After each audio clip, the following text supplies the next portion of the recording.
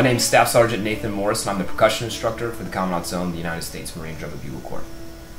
Our training schedule typically starts in the middle of December when the Marines come back from their block leave.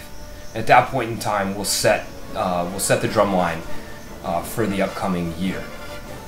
A lot of times we have incoming members, new incoming members, as well as we have more seasoned members that switch instruments. So we spend the rest of December and early parts of January perfecting our technique that we use here in our drum line. After we have our technique set, we start to receive music from our commanding officer on what our music and motion program will be for the upcoming year.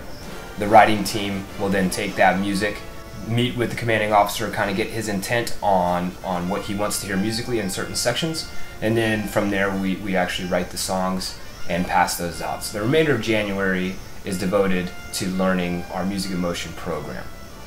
Once we get out to Yuma, our focus changes slightly from more of just musical to an overall production for the music and motion program. So in the mornings we'll typically wake up, we have PT sessions, stretch our bodies, and then we'll go into our visual rehearsals. Visual rehearsals, we strictly focus on learning our marching responsibilities from coordinate to coordinate or dot to dot. In the afternoon, we will take our visual responsibilities and we'll take the subsequent music that we learned from the visual rehearsal that morning and work that musically.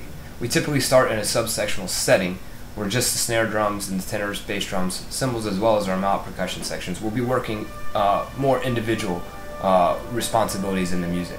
They get their opportunity then to define all the music, what height we're playing, shifts, stick changes, things like that.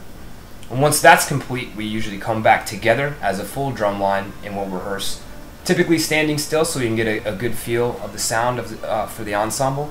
And then we do what we call tracking, which is the glue from standing still to the actual marching. It's kind of the in-between where we work musically, but we march at the same time, just forward and backwards. That way we can start to incorporate the halts, step-offs, and things like that into our music.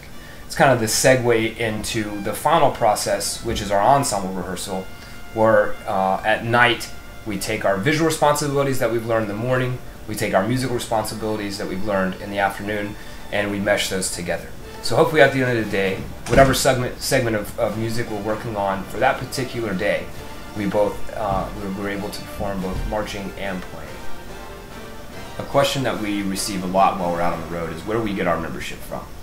And our members come really from all across America with differing experiences, but I would say a good majority do in fact have a background in the Drum Corps International community, and the basics that we look for in membership that is definitely built up within the civilian realm of Drum Corps.